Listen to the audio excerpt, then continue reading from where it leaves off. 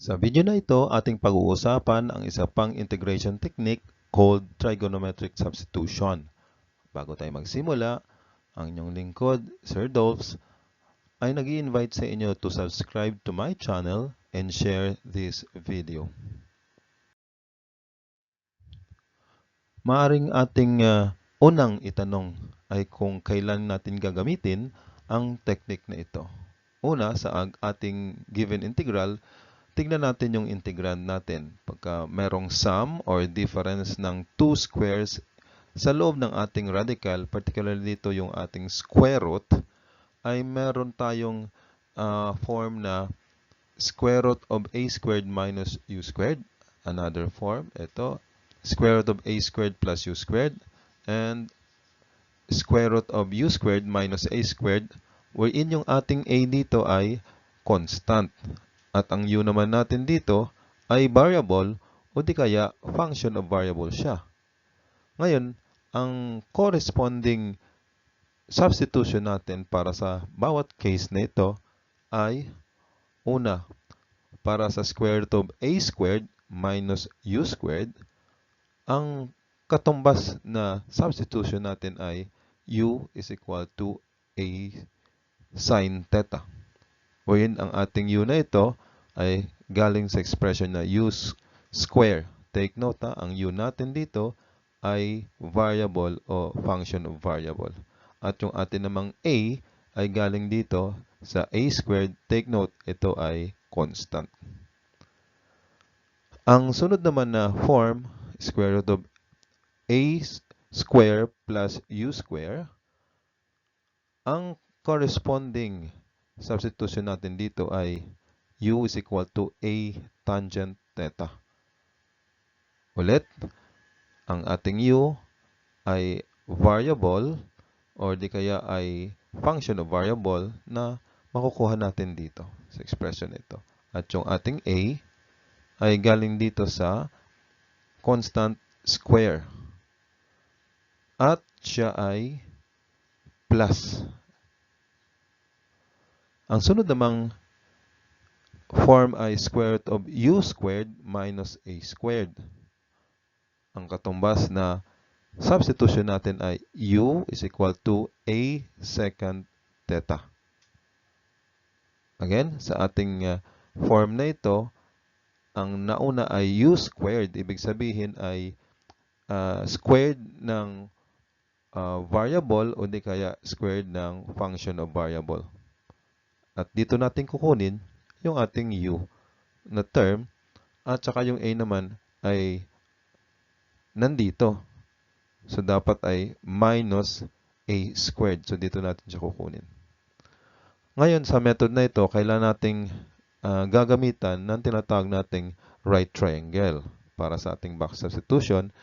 At i-utilize na rin natin dito yung Pythagorean theorem.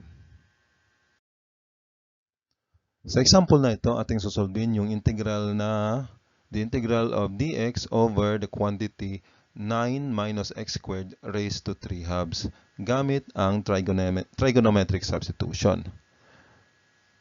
Sa ating denominator, hindi explicitly nakasulat in radical form. Pero, ang expression na ito na 9 minus x squared raised to 3 halves, naka-fractional exponent, at yung kanyang denominator nitong fractional exponent ay 2, meaning merong square root. Kaya ang ating expression na ito, ating nire-write as the cube of the square root of 9 minus x squared. At yung form na ito ay square root of a squared minus u squared. Kaya ang corresponding substitution para dito ay u equals a sin theta. So yung u natin dito ay makukuha natin dito sa magitan ng u squared, equate natin dito sa a squared. Kaya ang lumalabas, ang ating u ay equal lamang sa x. At yung ating namang a, kuhanin natin dito sa a squared, equate natin dito sa 9. So, kuha na natin ang square root. Ang lalabas, a is equal to 3. Kaya, ang ating magiging substitution na ay ganito. x is equal to 3 sin theta. Ngayon, kailangan nating i-substitute ang ating dx, pati yung ating denominator. So, dx muna natin. Kuha natin ang differential, itong x, that will be dx. Kuha natin ang differential itong right side. So, we'll have it 3 times derivative ng sine, which is cosine. So, it's 3 cosine times the differential d theta. Yun ang katumbas ng ating dx. Ngayon, itong ating expression na square root of 9 minus x squared, papalitan natin ito gamit ang equation nito.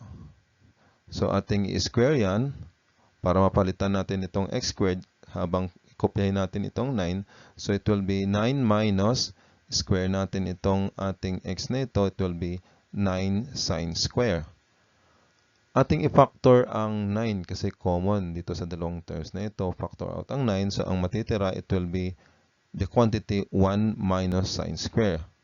Gamit yung ating trigonometric identity, ang katumbas ng 1 minus sine squared ay cosine squared.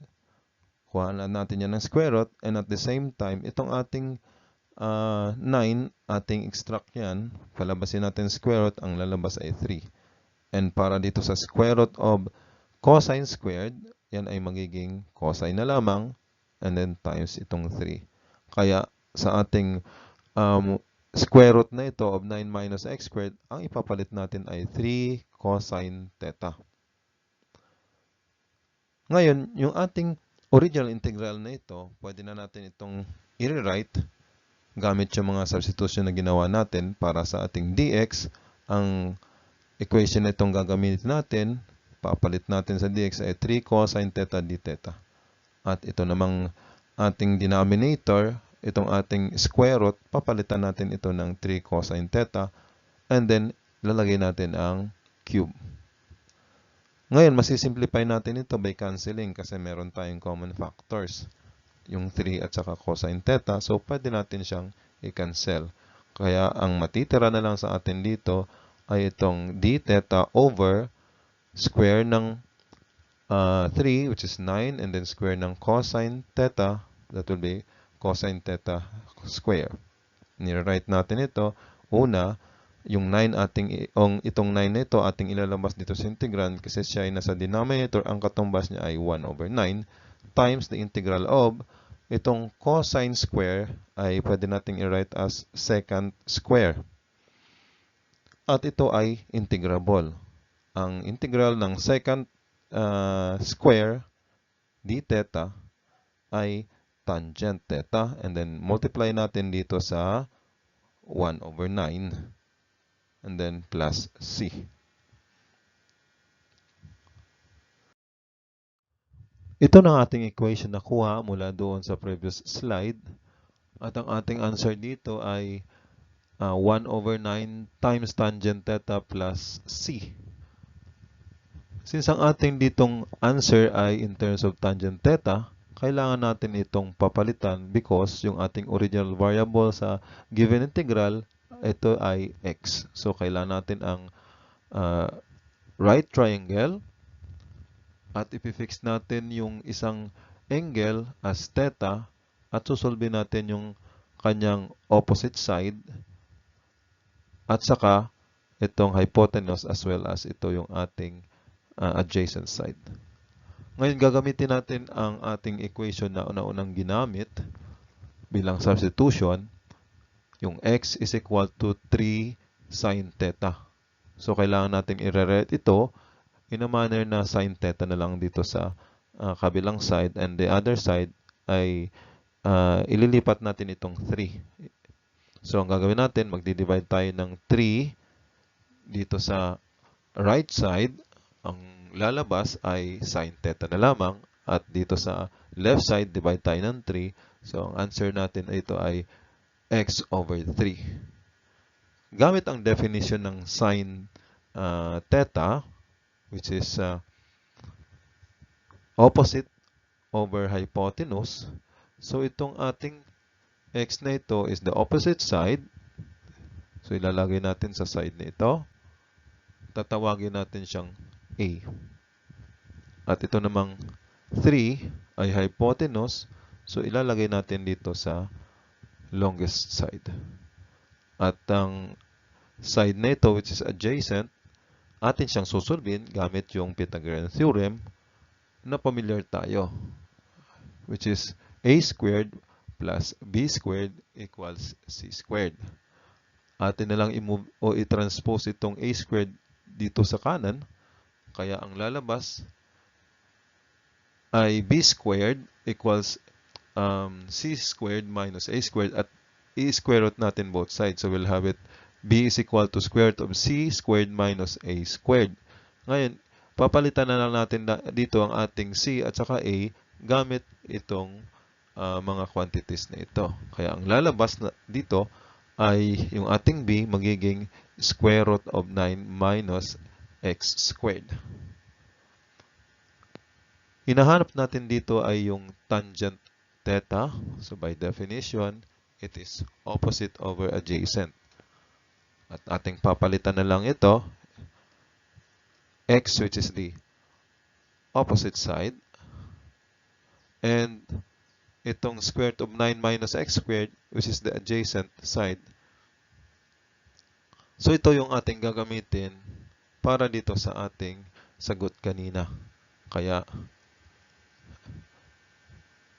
itong ating 1 over 9, ita-times natin dito sa nakuha natin na x over the square root of 9 minus x squared, and then plus c. So atin na lang siya i-simplify. Kaya ito na ang magiging final answer natin para sa given integral na dx over the quantity 9 minus x squared raised to 3 halves ay x all over 9 times the square root of 9 minus x squared plus c. So dito nagtatapos ang ating unang part ng presentation na ito. Thanks for watching.